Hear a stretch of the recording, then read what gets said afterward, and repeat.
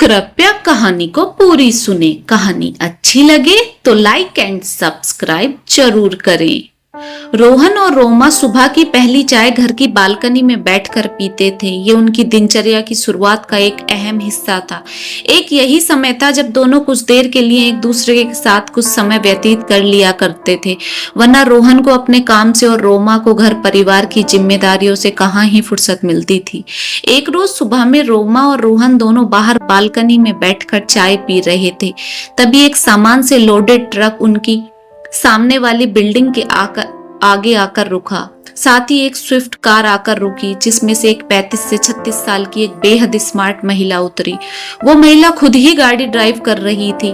देख रही हो रोमा, लेडीज कहां से कहां पहुंच गई और तुम बस बर्तन ही घिसती रहना। रोहन ने रोमा को ताना मारते हुए बोला। अपने दिल पर हुए वार को रोमा ने हल्के से मुस्कुरा कर सह लिया और दोनों उठकर अंदर अपने अपने काम में लग गए। सास ससुर की सेवा करना, बच्चों का ख्याल रखना और रोहन का सारा काम टाइम से निपटाना, इतने सारे कामों के बीच रोमा खुद का ध्यान रखना तो मानो भूल ही गई थी। शाम को सारा परिवार डाइनिंग टेबल पर बैठा हुआ खाना खा रहा था और रोमा सबको खाना सर्व कर रही थी। पता है रोमा, वो सुबह जो लेडी हमारे सामने वाली बिल्डिंग में शिफ्ट हुई है, वो मेरे ही ऑफिस में काम करती है। इतनी तेज दिमाग महिला है कि क्या ही बताऊं। कंप्यूटर की तो उसे इतनी जानकारी है, एक बार को तो हम सब उसे देखते ही रह गए। और एक ये मैडम है, इनसे रोटियां भी गोल नहीं बनती। एक बार फिर रोहन ने रोमा को ताना मार दिया। रोमा चुपचाप अपने काम करती रही। अगले दिन रोमा और रोहन बालकनी में बैठकर चाय पी रहे थे। तभी वह सामने वाली मैडम जिम वियर पहनकर स्विफ्ट में बैठकर चल दी। देख रही हो, बंदी अपने आप को पर कितना ध्यान रखती है, और एक तुम हो, इतनी मोटी हो गई हो कि अभी से मेरी माँ लगने लग गई हो। रोमा चुपचाप उठकर अंदर आ गई और रोहन और बच्चों का टिफिन तैयार करने लग गई। रोहन को तैयार होने में मुश्किल से 15 मिनट लगते, क्योंकि रोमा उसके सारे कपड़े, मोबाइल, बटुआ सब कुछ एक जगह लाकर टाइम से रख दिया करती। रात को फिर सब डाइनिंग टेबल पर बैठकर खाना खा रहे थे। रोमा एक ढीली ढाली मैक्सी पहनकर सबको खाना सर्व कर रही थी, क्योंकि आज गर्मी कुछ ज्यादा ही थी। यार, और तो कुछ तुम्हारे बस की है नहीं, कम से कम कपड़े तो तमीज के पहन लिया करो। पता है, वो सामने वाली मैडम हमारे ऑफिस में स्टाइल आइकॉन बन गई है। इतने स्टाइलिश कपड़े पहनकर ऑफिस आती है और इन्हें देखिए कैसे बैरागन बनी घूम रही हैं। रोमा अपनी नजरें नीची करके सबको रोटियां सर्व करती रही। अगले दिन रोमा बालकनी में चाय पीने नहीं गई, अंदर ड्राइंग रूम में ही बैठकर चाय पीने लगी। बहू, आज बाहर चाय ना पी रही तू रोहन के साथ?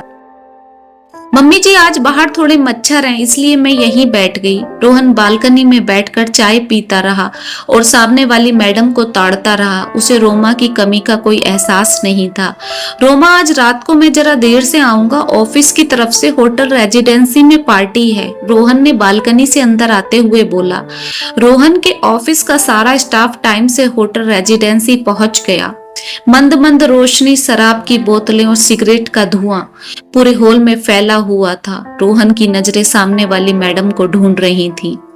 रोहन कुछ भी करके आज सामने वाली मैडम से जान पहचान बढ़ाना चाहता था, इसलिए सारे हॉल में उसे ही ढूंढ रहा था, मगर रोहन को वो मैडम कहीं नजर नहीं आ रही थी। थोड़ी देर बाद मैडम रोहन के बॉस के साथ अंदर के एक कमरे से नशे में झूलती हुई बाहर आई। उसके बाल बिखर रहे थे, उसकी लिपस्टिक दूर तक फैली पड़ी थी, ब्लाउज की एक स्टेप नीचे गिर रही थी, जिसे बॉस ने अपने हाथ से ऊपर किया। मैडम ने आते ही एक सिगरेट जलाई और एक ग्लास पैग बनाकर अपने गले के नीचे उतार लिया।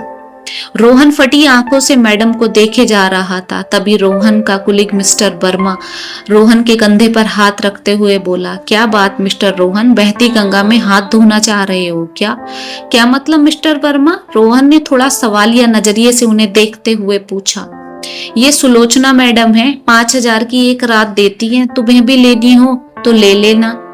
लग्जरी लाइफ जीने की शौकीन है, सिर्फ पैसे के लिए कुछ भी करने को तैयार रहती हैं।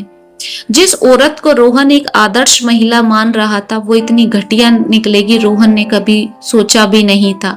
तभी रोहन की आंखों के सामने पत्नी रोमा की सादगी भरी तस्वीर घूमने लगी। कैसे रोमा ने अपनी पूरी जिंदगी अपने परिवार के लिए कुर्बान कर दी और अपनी एक चाह भी कभी उसने अपनी जुबान पर नहीं लाई। अगले दिन रोहन ने रोमा के साथ बैठकर ड्राइंग रूम में ही चाय पी और बालकनी का दरवाजा बंद कर दिया।